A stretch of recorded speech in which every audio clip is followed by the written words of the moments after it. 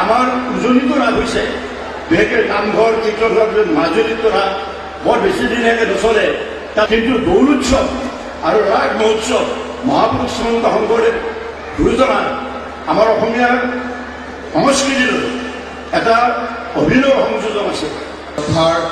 শ্ৰীমন্ত শংকৰদেৱ সংঘৰ পদাধিকাৰ বা ভৱেন্দ্ৰনাথ ডেকা ডাঙৰীয়া আমাৰ মাজত উপস্থিত আছে আৰু এই কৃষ্ণৰ লগত মিলিত হোৱা এই পবিত্ৰ দিনত শৰতৰ পবিত্ৰ পূৰ্ণিমাত আমি তেখেতৰ শ্ৰীমুখেৰে কিছু ধৰ্মৰ কথা শুনিবলৈ সকলোৱে আগ্ৰহেৰে ৰৈ আছে। মই বাপদোৱাক অনুৰোধ কৰিম যে তেখেতৰ শ্ৰীমুখেৰে সুন্দৰভাৱে কিছু কৃষ্ণ ভক্তি আৰু আমাৰ কৃষ্ণ সংস্কৃতিৰ বিষয়ে তেখেতে আমাক কিছু সুন্দৰভাৱে কথা ক'ব আৰু মই ডেকা বাপক ইয়াৰ কাৰণে অনুৰোধ জনাইছোঁ।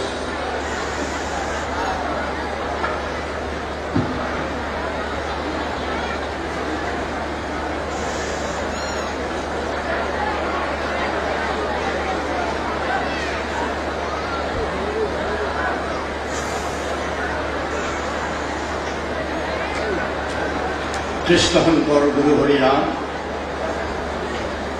আজি শ্ৰী শ্ৰী হৰি মন্দিৰ প্ৰাংগণত এই ৰাস মহোৎসৱৰ উদ্বোধনী সভাত সভাপতিত্ব কৰা অসম চৰকাৰৰ সন্মানীয় মন্ত্ৰী আৰু শ্ৰী শ্ৰী হৰি মন্দিৰ সমিতিৰ স্থায়ী সভাপতি আৰু 91 সংখ্যক ৰাস মহোৎসৱৰ সন্মানীয় সভাপতি জয়ন্ত মংগ বৰুৱাদেৱ, কাৰ্যকৰী সভাপতি শ্ৰদ্ধেয় মদন মালাকাৰদেৱ, সাধাৰণ সম্পাদক শ্ৰদ্ধেয় নলিনীকান্ত শীল মহোদয় আৰু 91 সংখ্যক ৰাস মহোৎসৱৰ সাধাৰণ সম্পাদক শ্ৰদ্ধেয় মনোজ কুমাৰ চৌধুৰী দেৱকী প্ৰমুখ কৰি আমাৰ মঞ্চত উপবিষ্ট ৰমানন্দ সাগৰৰ ৰামায়ণ খ্যাত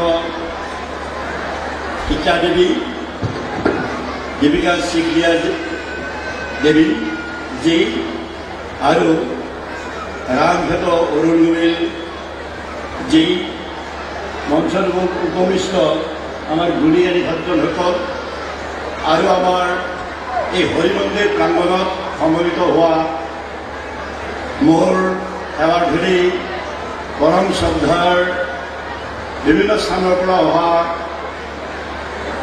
ভগৱন্তৰ চৈতন্যমূৰ্তি স্বৰূপ বাপ বান্ধৱ ভগত বৈষ্ণৱ সমস্ত গুণীজ্ঞানী ভক্তসকল, আইমাতৃসকল, সাংবাদিক বন্ধুসকল, আমাৰ চৰকাৰৰ উচ্চপদস্থ বিষয়াবৰ্গ, সন্মানীয় অতিথিসকল, বাপভক্ত সমস্ত, আইমাতৃ সমস্ত, আজি মই ইমান আনন্দ পাইছোঁ আপোনাসকলৰ মাজলৈ আহি। আজিৰ পৰা 6 বছৰ আগতে 18 চনত মই এইখন মহোৎসৱলৈ আহিছিলোঁ, কিন্তু এই 6 বছৰৰ ভিতৰত মই দেখিছোঁ যে ঐতিহ্যপূৰ্ণ নলবাৰী এই ঐতিহ্যমণ্ডিত হৰি মন্দিৰ প্ৰাংগণ আজি নতুন ৰঙেৰে সুসজ্জিত হৈ উঠিছে আৰু ইয়াৰ চৌদিশে আমাৰ হিন্দু সনাতন ধৰ্মৰ বিভিন্ন পন্থাবোৰক নেতৃত্ব দিব পৰাকৈ চালে চৌগুৰুৱাকৈ আমাৰ জয়ন্ত মল্ল ডাঙৰীয়া অলপতে কৈছে, অলপ আগতে ক'লে তেখেতৰ আদৰণি ভাষণত যে এইখন যাতে এখন পৰ্যটন থলী হয় তালৈ ৰূপান্তৰ কৰিবৰ কাৰণে তেখেতে যৎপৰোনাস্তি চেষ্টা কৰিছে আৰু গোটেই আজি নলবাৰীৰ চহৰখনকে নহয় আশে পাশে থকা এই গোটেই নলবাৰী অঞ্চলটো আজি সুসজ্জিত হৈ উঠিছে। আহিলে গ'লে ভাবে কিমান সুন্দৰকৈ জিলিকি উঠিছে।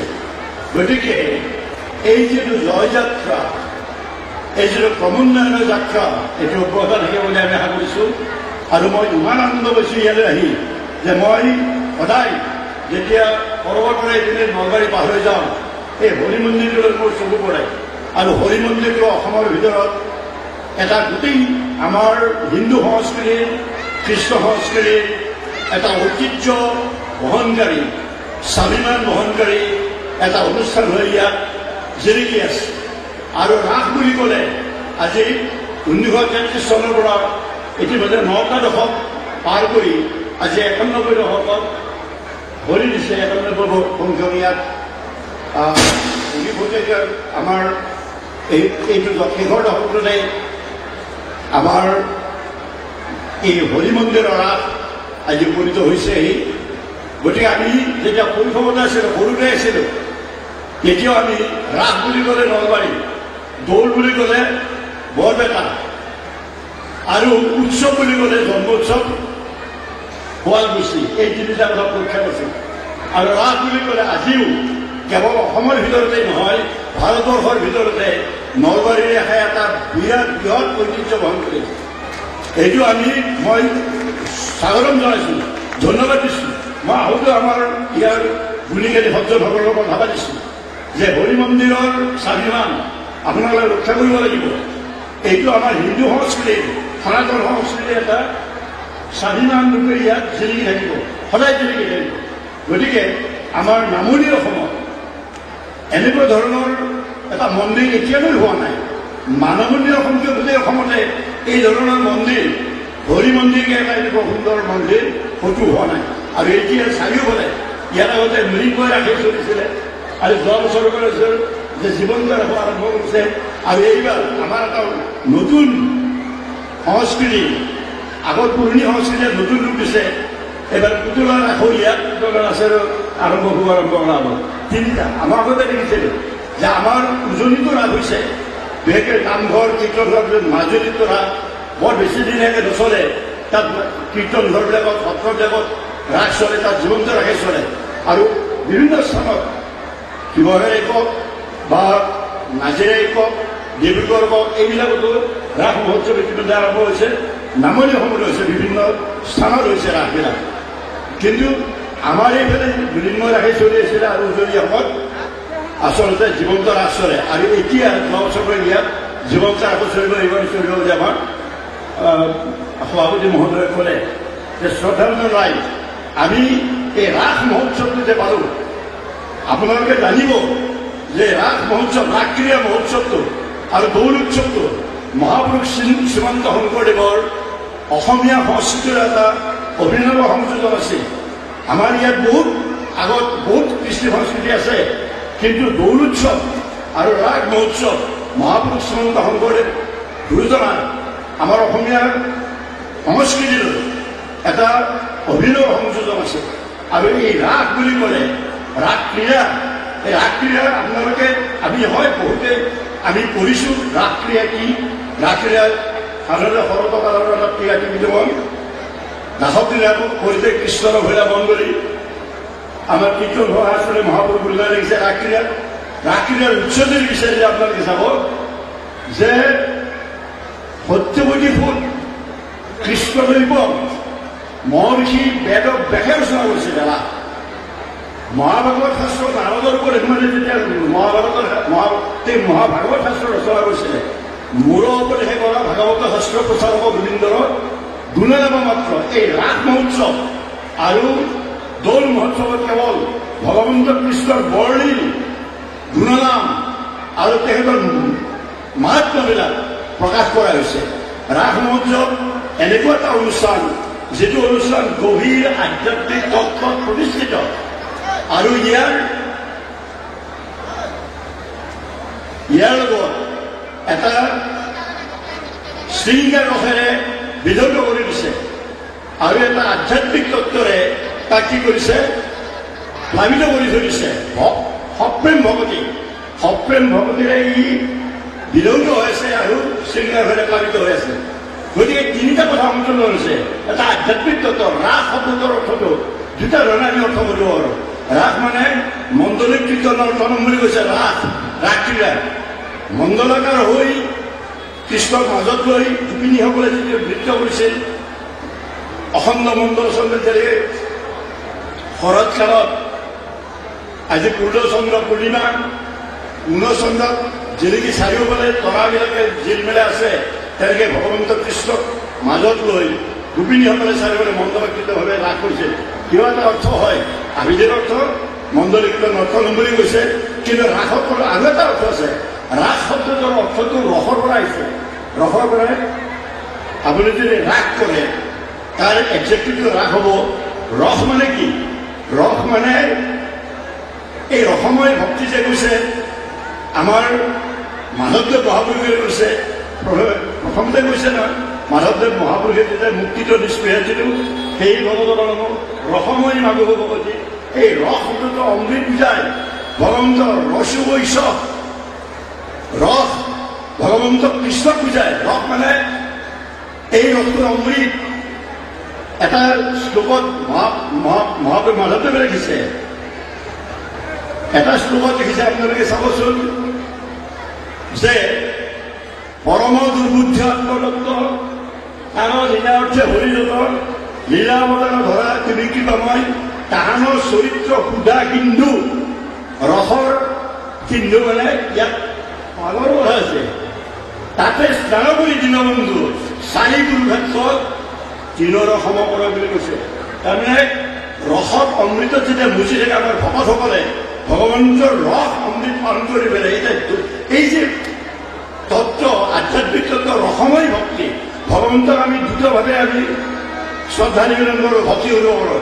এটা ঐশ্বৰ্যভাৱেৰে আৰু এটা মধুৰ ভাৱেৰে, প্ৰেমৰ ভাৱেৰে, ঐশ্বৰ্য ভাৱেৰে যেতিয়া আমি ভগৱন্তক চিন্তা কৰিম, তেতিয়া সেই ভগৱন্ত সৰ্বশক্তিমান, সৰ্বজ্যোতিৰ্মান, অনন্ত জ্যোতিৰ আধাৰ, অনন্ত বীৰ্যৰ আধাৰ, তেওঁ সৰ্বশ্ৰেষ্ঠা, সৰ্বদ্ৰষ্টা, সেইজন ভগৱন্তক আমি ভূমি কৰিব পাৰোঁ। তেওঁৰ মুখৰ ফালে আমি তেওঁৰ ৰূপৰ ফালে চাব নোৱাৰিম, কাৰণ ভগৱন্তৰ যিটো ৰূপ অনন্ত জ্যোতিৰ আধাৰ বুলি কৈছে। গীতা শাস্ত্ৰৰ এটা কথা আছে, এটা দিনত যদি ভাল নিৰ্মল স্কাই থাকে, আকাশ থাকে, তাত 1000 সূৰ্য যদি একেলগে জ্বলে, তেতিয়াহ'লে তাৰ যিটো ৰূপ বিকৃত হ'ব, তাৰ বাবে ভগৱন্ত ৰূপ, ভগৱন্ত কৃষ্ণৰ ৰূপ তাৰ লগত আংশিকৰূপে মিলিব পাৰে। গতিকে আমি এটা সূৰ্যৰ ফালে চাব নোৱাৰোঁ আৰু সহস্ৰ সূৰ্য। গতিকে আমি সেই ধৰণে ঐশ্বৰ্যভাৱে ভগৱন্তক আমি যেতিয়া পূজা সেৱা কৰিম, তেতিয়া তেওঁক আমি তেওঁৰ ওপৰত পূজা সেৱা ওচৰলৈ আনিব নোৱাৰিম, সমীহ কৰিম, বন্দনা কৰিম, শ্ৰদ্ধা কৰিম, কিন্তু আমি কোনজন ভগৱন্তক আমি হৃদয় আনিব পাৰিম, সপ্ৰেম ভাৱে আনিব পাৰিম। সেইকাৰণে সপ্ৰেম ভাৱৰ যিজন ভগৱন্ত, সেইজন ভগৱন্ত কৃষ্ণদেৱেই হ'ব। পৰম ব্ৰহ্মৰ, পূৰ্ণ ব্ৰহ্মৰ পূৰ্ণ অৱতাৰ হ'ল ভগৱন্ত কৃষ্ণদেৱ, দৈৱনন্দন কৃষ্ণদেৱ। এই কৃষ্ণদেৱত ভগৱন্তৰ দুটা ৰূপ থাকে, এটা নিৰ্গুণ নিৰাকাৰ থাকে, এটা সগুণ নিৰাকাৰ থাকে। এটা মুদ্ৰাৰ দুয়োটা পিঠি।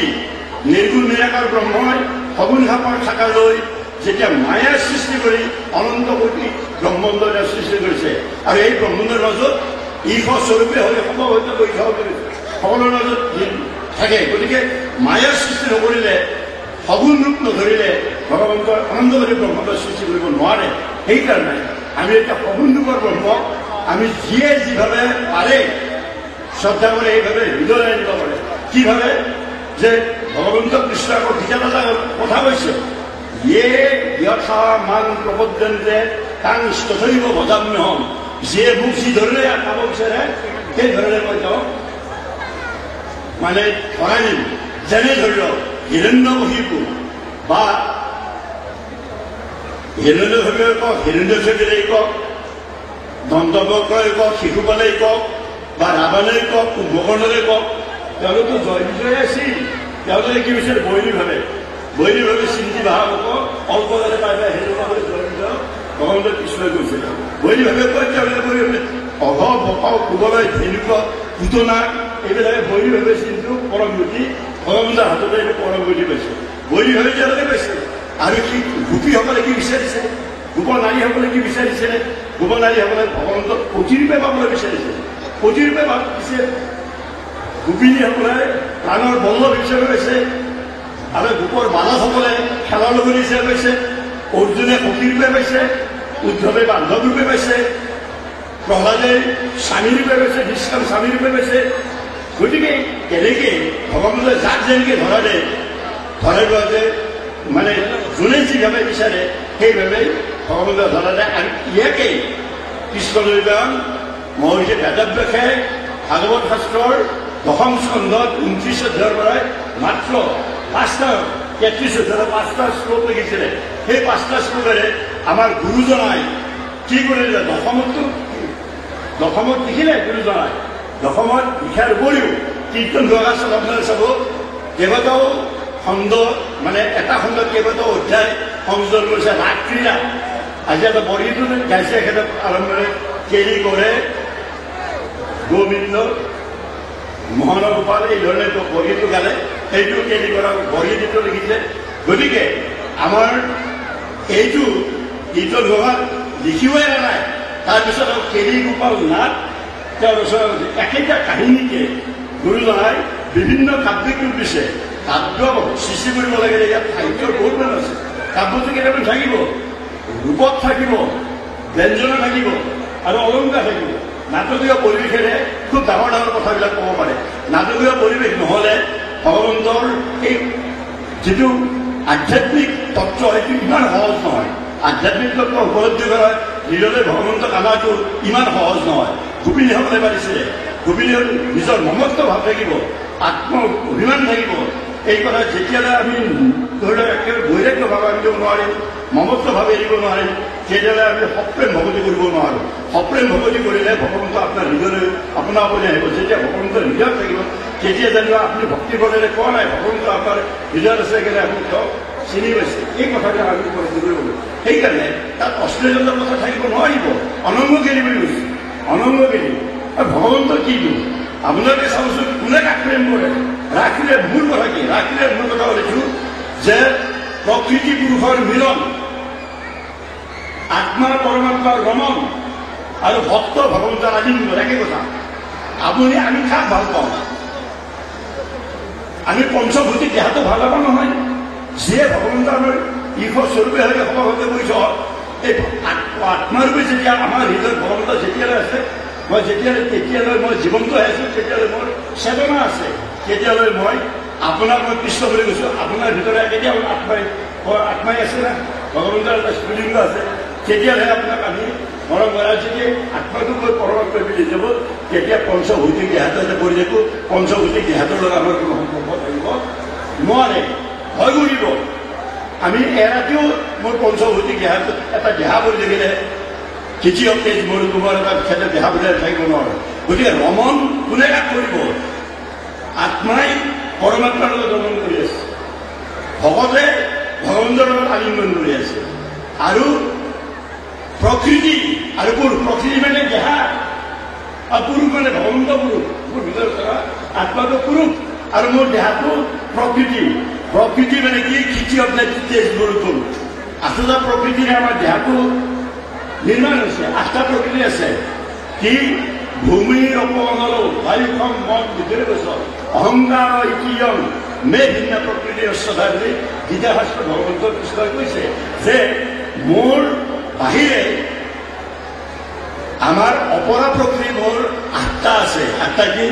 ভূমিৰ অনল, বায়ুখন, তাৰমানে তৃতীয় তেজ গৰুৰ বোম, মন, অহংকাৰ, মন, বুদ্ধিৰে গছৰ, অহংকাৰ, মন আৰু বুদ্ধি এই তিনিটালৈ এইকেইটা তৃতীয় তেজ গৰুকুম নহয়। মন, বুদ্ধি আৰু অহংকাৰ এই 8টা প্ৰকৃতিৰে মই দেহাটো সৃষ্টি কৰিছে। এইকেইটা হ'ল মানে অপৰা প্ৰকৃতি। অপৰম অয়ম ইটো সন্যান প্ৰকৃতি বৃদ্ধি পৰম জীৱভূতম মহাবাহু জয়ম ধাৰ্যতে জগত। তাৰমানে এই 8টা অপৰা প্ৰকৃতিৰ লগত মোৰ আৰু এটা প্ৰকৃতি আছে ভগৱন্ত কৃষ্ণ কৈছে, সেইটোত পৰা প্ৰকৃতি বুলি কয়। সেই পৰা প্ৰকৃতিয়ে জীৱভূতম যিমানবিলাক চাৰিমুখী জীৱ আছে সেইটোৰ দ্বাৰা সৃষ্টি কৰিছে। এইটো হ'ল আত্মাৰ তত্ত্ব। গতিকে ভাবকল এই যে আত্মাৰ মিলন, প্ৰকৃতিয়ে পুৰুষৰ মিলন, ভক্তৰ ভগৱন্ত আলিংগন আৰু আপোনাৰ মানে জীৱাত্মাৰ পৰমাত্মাৰ সৈতে ভ্ৰমণ, এইবিলাক হ'ল আমাৰ আধ্যাত্মিক তত্ত্ব। আৰু সেই তত্ত্বটো বুজিবৰ কাৰণে বৰ বেছি দূৰলৈ যাব নালাগে। এটা কথা আপোনালোকে ভাবিলে হ'ব যে এইটো ৰচনা কৰিছে কোনে? পৰম মহৰ্ষি সৰ্বশাস্ত্ৰ বিষয়ত যিজনে মানে বেদান্ত সমস্ত শাস্ত্ৰ ৰচনা কৰি মহাভাৰতলৈ লৈ আৰু মহাভাৰত আমাৰ মহাভাগৱত শাস্ত্ৰকে লৈ পশ্চাদক পুৰণ ৰচনা কৰা সেইজন বেদব্যাসে এই পঞ্চাধ্যায় লিখি পেলাই কেৱল মানে আমাৰ যিটো জৈৱিক ধাৰণাৰ কথা ইয়াত কোৱা নাছিল। আৰু তাৰ বক্তা কোন? মুনীন্দ্ৰ শুকদেৱজী ব্ৰহ্মচাৰী পৰম জ্ঞানী, তেওঁ মহাজ্ঞানী পৰম ব্ৰহ্মচাৰী এজন নিৰ্গুণস্থিত আছিল। শুকদেৱে কৈছে কাম শাপগ্ৰস্ত 7 দিনৰ মূৰত মৃত্যুমুখৰ যাত্ৰী পৰীক্ষিতৰ আগত এই মহাভাগৱত শাস্ত্ৰ কৈছে। গতিকে এই তিনিটা কথা যদি আপোনালোকে চিন্তা কৰে, বক্তা হ'ল ৰসক হ'ল মহৰ্ষি বেদৱ সত্যৱতী ভূত ভদায়ন ব্যাসদেৱ, মহৰ্ষি ব্যাসদেৱ, আৰু তাৰ বক্তা হ'ল মুনীন্দ্ৰ মহন্ত শুকদেৱ, আৰু শ্ৰোতা হ'ল 7 দিনৰ পিছত শাপগ্ৰস্ত হৈ থকা মৃত্যুমুখৰ যাত্ৰী মহন্ত পৰীক্ষিত। গতিকে এই কথাটো আপোনালোকে উপলব্ধি কৰিলে তাৰ তত্ত্বটো বুজাত সহজ হৈ যায়। ভাৱকৰ এই আধ্যাত্মিক তত্ত্ব আমি বুজিব লাগিব। মই এইটো জানো যে আজি ইয়াত যিমান হাজাৰ হাজাৰ বাপসকল আৰক্ষীসকল লাগিছে, আপোনালোকে এই তত্ত্বলৈ নাযাব পাৰে, কিন্তু আমি এটা কথাটো আমি সকলোৱে উপলব্ধি কৰোঁ যে ৰাসত যেতিয়া আমি নৃত্যবিলাক চাম, ৰাসত যেতিয়া আমি মৃন্ময়াই হওক চিন্ময়াই হওক বা পুতলাই হওক এই ডেন্সবিলাক চাম, যে সকলোৱে আমি আনন্দ পাওঁ। আনন্দটো আমি আনন্দৰ পৰা আহিছোঁ। আমাৰ ভগৱন্তৰ আন এটা নাম আছে। কি নাম আছে নে? সত্যম জ্ঞানম অনন্তম আনন্দম ব্ৰহ্ম। যে সত্যম জ্ঞানম অনন্তম আনন্দম ব্ৰহ্ম। গতিকে আমি আনন্দৰ উৎসৱৰ পৰমানন্দৰ পৰা আছোঁ, ব্ৰহ্মানন্দৰ পৰা আছোঁ। আমি তেওঁলৈ অংশ। গতিকে আনন্দ বিচাৰাটো এটা জীৱৰ সাধাৰণভাৱে স্বাভাৱিক ধৰ্ম। গতিকে ভাৱকৰ আমি ইমান তত্ত্বলৈ নগ'লেও আজি ইয়াতে সমবেত হৈছোঁ। ইয়াত লাখ লাখ মানুহ যে লগ লাগিছে, আৰু এইকেইটা দিনত কিমান লাখ মানুহ আহিব তাৰ হিচাপ নহ'ব। গতিকে এই মানুহবিলাকে যে আমি একত্ৰ হ'লোঁ, এইখন আমাৰ সকলোৰে হৃদয়বিলাক মিলিল। আমি এখন মঞ্চত আমি গোটেইবিলাক লগ লাগিলোঁ। আমাৰ মনৰ আদান প্ৰদান হ'ল, ভাৱৰ আদান প্ৰদান হ'ল। মই বহুত মানুহক চিনি পাওঁ, বহুতক চিনিও নাপাওঁ, কিন্তু আমিতো গোটেই একেই মানুহ, আমি গোটেই একেই ধৰণৰ মানুহ, একেই সংস্কৃতিৰ একে অসমীয়া মানুহ। গতিকে এই যে মিলনটো হ'ল, এই যে আজিৰ যুগত আমাৰ সমাজৰ উত্তৰণৰ কাৰণে এই সামাজিক যিটো আমাৰ মিলন হ'ব লাগে, পৰস্পৰৰ প্ৰতি আস্থা বিশ্বাস থাকিব লাগিব, পৰস্পৰে পৰস্পৰৰ শ্ৰদ্ধা ৰাখি আমি সকলোৱে সহানুভূতি লৈ মানৱীয় প্ৰমূল্যবোধৰ উত্তৰণ ঘটাই কেনেকৈ আমাৰ সমাজখন নিৰ্মাণ কৰিম, আমাৰ উঠি অহা যুৱ প্ৰজন্মক কেনেকৈ আমি সুন্দৰ ৰূপত দেখুৱাব পাৰিম। আজি দীপিকা চিখলিয়া আহিছে, অৰুণ ডাঙৰীয়া আহিছে, তেখেতক আমি নমস্কাৰ কৰোঁ। কিহেৰে আৰম্ভ হ'ল? তেখেত সীতা বুলি আৰু ৰাম বুলি বহুতে দেখিলেই সেৱা কৰিছিলে ব্ৰহ্মানন্দ সাগৰ তাত গৈ। আমাৰ এই শ্ৰদ্ধা এতিয়াতো কমা নাই। গতিকে আমি ভাল কাম কৰিলে এই শ্ৰদ্ধাবিলাক সকলোৰে আহিব। গতিকে আমি যে ইয়াত স্বাভাৱিকভাৱে সাধাৰণভাৱে আমি লাখ লাখ অসমীয়া মানুহবিলাক একত্ৰিত হৈছোঁ, আমাৰ পৰস্পৰৰ মিলন হৈছে, ভাৱৰ আদান প্ৰদান হৈছে, এইটো কম ডাঙৰ কথা নহয়। গতিকে এই উৎসৱ পাৰ্বণবিলাকৰ আজি সমগ্ৰ অসমতে বিভিন্ন চুকে কোণে এনেকুৱা উৎসৱ হৈছে, কিন্তু নলবাৰী হৈ সদায় জিলিকি থাকিব লাগিব। নলবাৰীৰ ঐতিহ্য সদায় থাকিব লাগিব, গৌৰৱ সদায় থাকিব। এইটো আমাৰ সকলোৰে স্বাভিমান, অসমীয়া জাতীয় স্বাভিমান থাকিব লাগিব। নলবাৰী এটা বেচা ঠাই নহয় বাৰু, বিশেষকৈ নলবাৰী আৰু আমাৰ ওচৰত থকা পাঠশালা আৰু বৰপেটা, গোটেই অসমৰ বৌদ্ধিক জগতখনক, সাংস্কৃতিক জগতখনক আমাৰ এই অঞ্চলৰ পৰা নেতৃত্ব দিয়েছিলে। আপোনালোকে জানে আজি নলবাৰীৰ হৰিনাৰায়ণ দত্ত বৰুৱাৰ কথা এটা অনুষ্ঠান আছিল নিজে। গতিকে এইবিলাক কথা আমি স্মৰণ কৰি আজি আৰ্য শৰ্মা কেতিয়া গ'ল বা আজি শশী শৰ্মা ছাৰ গ'ল, জৰিপুৰ গোস্বামী ছাৰক আমি লগ পাইছিলোঁ। গতিকে এইবিলাকৰ ইয়াত আছেতো, এই ঐতিহ্যবিলাক আপোনালোকে ৰাখিব। মই আশা কৰিছোঁ, মই আগত 6 বছৰ আগতে ইয়াতে আহিছিলোঁ, আজি বেলেগ ৰূপ দেখিছোঁ, বেলেগ ৰূপে আমাৰ হৃদয় উৎফুল্লিত হৈছে। আপোনালোকে দেখি আমি কি কৰোঁ কি নকৰোঁ ছেকেণ্ডাৰী কথা, কিন্তু মই আপোনালোকৰ তাত আহি পেলাই বহুত পালোঁ, বহুত ল'লোঁ আৰু বহুত লৈ যাম, আৰু গোটেই জগতত এই কথাবিলাক মিলোৱাৰ কাৰণে মই চেষ্টা কৰিম। মই সকলোলৈকে শুভকামনা দিলোঁ। ভগৱন্তই সকলোৱে কৃপা কৰক। আমি সকলোৱে আধ্যাত্মিক ৰসত যাব লাগিব আৰু সামাজিকভাৱে